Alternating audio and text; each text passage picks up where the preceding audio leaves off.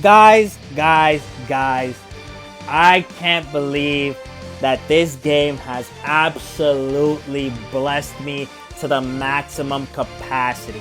We are just going to call the end of the year the Bakugo year, because there's just no way that after Thanksgiving they were like, yo, we gotta run it back and we're gonna cook again even better. So we're gonna make it for that the New Year's. We're gonna add another Katsuki Bakugo. This is the greatest day of my life! Into the list. But how's it going, everybody? Chaos Gaming here, and yes, we are back with some more My Hero Go Impact. And in today's video, we are going to be going over the New Year characters that are going to be dropping into the game. One of them, which you guys already know, the man, the myth, the greatest hero of all time, Katsuki Bakugo, and the other one being Uraraka. So with that being said, let's not waste any more time. Let's blow this shit right the hell up. And ladies and gentlemen, let us get started with today's video. But before we do, you can let me know down below, are you hyped for these two characters dropping in the game or not? Let me know why. So let's start off with the boy Bakugo, see what he's able to accomplish in the game, with his plus ultra being the burst speed cut into an impact. Hopefully I am saying that right, but knowing me, I probably said that wrong. Deals 600% damage to a single opponent. Damage increases by 10% relative to the opponent's max HP up to 20,000. Gives character a barrier that nullifies one hit. Also restores character's HP by 30% when HP is below 50%. That's pretty interesting right there, because this is the first time ever that a Bakugo had a type of effect on his skills to heal himself. So hopefully we get to see that this man becomes a damage dealing support type, which will be sick right there, man. You basically get to pair up the Bakugos together, one that's doing damage, the other one that's doing debuff, and the other one that gets to be a healer. But let's see if he is going to be that type of character that does heal. First action skill, which is going to be the stun grenade, deals 300% damage to all opponents. Gives character a barrier that nullifies one hit. When character's HP is 50% or higher, gives all allies excluding character the ability to hide for 3 turns. And restores 20% of their damage taken for 3 turns. The cooldown is for 4 turns. Oh my god, I was right. This man is a support damage dealer. I love it, man. And the fact that we're able to restore damage. Oh my god, Momo, you're getting replaced soon, I hope. With a Bakugo. Second action skill, which is going to be the upper blast, to 375% damage to a single opponent. Damage increases by 5% relative to the opponent's max HP up to 10,000. Also gives character a barrier that nullifies 2 hits. The cooldown is for 4 turns. First auto skill, which is going to be Tenacious Spirit, gives character the ability to make a last stand 1 time up to 1 time. Increases character's max HP by 35% when character is not making a last stand. When character's HP is below 20%, gives character the ability to restore 100% damage taken for 1 turn up to 2 times. And gives the character the ability to make a last stand for 1 turn up to 2 times. This is the first character in the game, guys, that has the ability to restore 100% damage taken. So imagine if you're getting hit by plus ultras. Oh my god. Yo, this man is going to be having his full HP back. Excuse me. That is insane right there, yo. I could see some nasty plays of this man right here in some good Ultra Arena. Second auto skill, which is going to be the Cool Head, reduces damage to character by 35% when HP is 50% or higher. Restores damage taken of all allies by 50% for 1 turn. When character receives 1 attack from an opponent with piercing shot, multi-hit attacks equal 1 attack. Okay, I would have said that if that was just normal and there was no condition under it, this Bakugo would have been the greatest support of all time, because every time he's attacked to getting healed, what the hell? You basically have to make it to where it's mandatory to run the Toga, so that health buff is not going up at all. Oh my god. But sadly, what I said earlier about him being better than Momo doesn't seem to be the case. I feel like if anything on this second action skill right here also gives character a barrier that nullifies 2 hits. If that would have been for all allies, that would have been so beautiful right there, because stacking that up with the hide as well for 3 turns, that just makes it to where that nobody's going to be taking damage at all, and that would have been insane.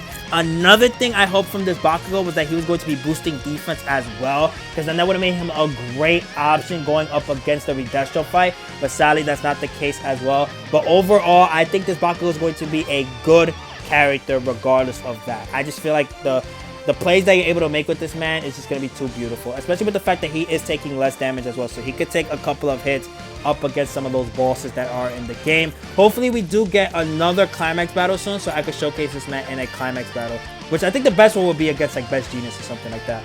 But let's take a look at the next character now, which is going to be Oraka. She is a green character. Let's see what she's able to accomplish in the game. Actually, wait, whoa, hold on. My bad, Oraka. Give me 1 second. We gotta check the GOAT's art, man. Like that's mandatory. We gotta check the GOAT's art right here. So this is his non-awakened art. That looks cool with the sea crab right there. That's sick. And then the awakened art, I like it, but I think this one's better. This one right here looks sick right here. Again, another instance when the non-awakened art is looking better than the awakened art right here. But let's see if Oraka can change that opinion right there. So plus Ultra, which is going to be the New Year's Mochi, deals 650% damage to a single opponent with a medium chance of binding them for 2 turns and a medium chance of blocking their recovery for 2 turns. Also decrease the action skill impact of all opponents by 30% for 3 turns. Wow, okay. I'm liking this Uraraka already. Damn. What? Bro, you should have given this to Bakugo. What the hell? Bro, this would have been sick on him. What? Oh my god, man. Now I'm feeling jealous right here. First action skill, which is going to be the Zero Gravity Kick, deals 400% damage to a single opponent and decreases their defense by 25% for 2 turns, with the medium chance of blocking their recovery for 2 turns. The cooldown is for 3 turns? Damn, that's fast. Oh my god, what the hell? Bro, give this to Bakugo, please. Second action skill, which is going to be the Neutralized Gravity, deals, what the hell am I talking about? Decreases power of all opponents by 30% for 3 turns, and speed by 30% for 3 turns. Increases characters plus ultra gauge by 30%. Decreases plus ultra gauge of all opponents by 20%. Only available in Arena and Club Festival. The cooldown is for 4 turns. That is the first time in the game that a character has this type of effect right here. And I already gonna say this, guys. This Oraka is looking like a must-have character, because now she is changing the game to make it to where that your opponent is not doing plus ultras at all. If you stack this ability with a character that has action skill cooldown time, like the Oraka that I always mention, I feel like now it's a necessity to run her and this new character right here to make it an unstoppable duo of making sure that your opponent is not plus ultraing you at all. And that's not even the main shtick with this action skill that makes it good. She's decreasing power as well. She's decreasing speed, so your opponent's slower. Remember when I told you guys that Bakugo, the celebration one that we got for Thanksgiving, makes it to where that you cannot play the game at all? This character makes that ideal even worse now, because you're going to be stacking both that Bakugo's effect and this character's effect right there. You're not doing damage. You're not outspeeding the opponent at all, or the opponent's not outspeeding you at all. You're not getting plus ultra at all. Insane. That is insane. That is a nasty duo that I hope that everybody has in this game. But what sucks though is that the both of them are green. So if you go up against like a red team, that's going to be kind of tricky. But I think you can make it work, especially when you have the Bakugo's ability to lower defense on all opponents. That I think can make it work. First auto skill, which is going to be the Zero Gravity Flight, makes character agile for 2 turns up to 1 time. Makes character agile for 2 turns every 4 turns. After 2 turns passes, while character is agile, decreases defense of all opponents by 10% for 2 turns. Real quick, just for me, because I haven't played the game in a while, and for you guys that are new into the game, let's just check what agile does. Let's see, status effects. Damn, I wish we could just search this. Alright guys, I found the skill. So agile is a medium chance that characters' attacks will miss. Does not affect plus ultra moves or skills that strike all opponents. Now I'm curious as to with Oraka's skill, because she's technically not attacking all the opponents, she's debuffing all the opponents. So will she still miss that attack, or will she land that attack guaranteed? And another thing as well, again, I'm gonna bring this up. I'm not a huge fan of this skill at all. I feel like this skill should have never existed in the game. I don't get why they keep wanting to put this on characters, even though this is the second character to get it. But I feel like this skill should just be abolished and never return again. Just like they did with, what's the skill that first anniversary Midoriya has? I forgot. Persistence? Yeah, Persistence. They only gave it to Medio, who is a good character, by the way. But they don't give it to a lot of characters like that. I feel like the same thing should be happening with Agile as well. But she does get a debuff with the defense by 10%, so I'm guessing it's alright, but still, Second auto skill, which is going to be I Won't Let You Get Away, decreases action skill impact of all opponents by 25% for 3 turns up to 1 time. Decreases action skill impact of all opponents by 10% for 3 turns. When used in a character's second or later successfully executed skill chain. When used in a character's third successfully executed skill chain, ignores target and has a low chance of decreasing a random single opponent plus ultra gauge charge rate by 15% for 2 turns. Only available in Arena and Club Festival. Also decreases plus ultra gauge of all opponents by 10% every 2 turns. Only available in Arena and Club Festival. This also tells me, if anything, that they're being so specific with like where you are using this action skill or like the effect of making it to where that you can lower the plus ultra gauge, that we should be getting a Club Festival sometime soon. Either it's gonna be on January when these characters release, or it's probably gonna be towards like February when we are getting the anniversary for Global. I think that's when we came out around like February, right? You guys can let me know if I'm wrong on that, but I think it is February that we are getting the anniversary. But overall, I think this character is going to be an amazing character with this second action skill right here. This second action skill is absolutely cracked. The only thing I don't like about this character is just the agile. The agile is just absolutely atrocious to me, man. Again, I hope they abolish that soon. Now let's take a look at the memories. The first one being Bring It On. Increase character's defense by 10%. Increase character's max HP by 40% if there are any UA high students on the team. Every 3 turns regenerates HP of all allies by 20% for 1 turn up to 3 times. And cancels one of their status ailments up to 3 times. The artwork looks amazing right here. Look at the 2 goats, man, ready to face off in whatever game they're going to be going up against. And then Momo's just like, oh god, I know this is going to bring help. But let's take a look at it at level 1, which is increases character defense by 10%. This is 30% and then 20%. Level 2, it goes up by 35%, 40%, and then we just get the extra effect right there. Got it. Okay. Second support memory, which is Lion's Dance. Decreases power of all opponents by 15% for 6 turns when equipped by a UA high student. Increases character's critical hit rate by 30% if there are any pro heroes on the team. This is an interesting one right here. I'm curious. I think this could work, especially if you're stacking it with characters that are debuffing, but maybe it's, I don't know. This one is kind of iffy to me. I feel like this one will be good, but at the same time, I don't know. I feel like you'd rather have more buffs on a support memory than debuffs on a support memory. So this will go, what is changing here? Okay, just the critical hit rate, and then everything else is the same. That's it. Okay, that's good. So if anything, you don't need to max out this support memory. If you just want to max it out, this, I guess it's more critical hit rate to you. Let's take a look at the event support memory, which is Made with Love. Increases character's power by 50%. If there are any female characters on the team, increases character plus ultra move skill impact by 35%. And makes character aesthetic for 4 turns up to 1 time. For those of you that don't know, aesthetic makes it to where that your plus ultra gauge rate goes up a little bit higher. So if anything, I think this support memory here, I like it. Just for the fact that unconditionally, you are getting character's power increased by 50%. That's what makes this one good for me. Now, if they would have had speed on it, even better. Let's take a look at this SR support memory, which is new as well. It's going to be a big one. This one, when equipped by a UA high student, increases character's critical hit rate by 20. Oh, no, wait. No, wait. This is the one that... Never mind. My bad. That's the one that came out with... that came out with Jito. And here am I reading this. I think if anything, that is it with the website. But we... Woo! 5 times rate 2 days. I can't wait for that, man. Trying to max out some of these characters for the showcase for you guys.